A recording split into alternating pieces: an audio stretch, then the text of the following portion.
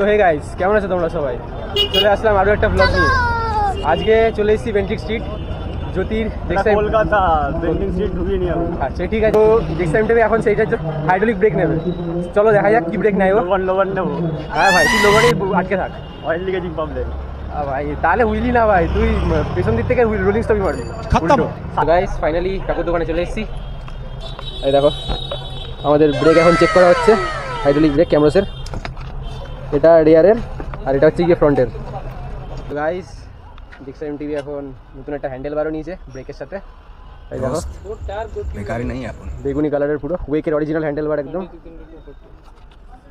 Guys আমাদের সব কিছু কেনা কমপ্লিট আর জিক্সাইম টিভির খুশি দেখো এখন। কালকে যে দেখবো আমি স্টেশনের মধ্যে বসে থালা পেতে রয়েছি। ওর মানে আলাদাই খুশি হয়ে গেছে এখন এত কিছু কেনার পরে।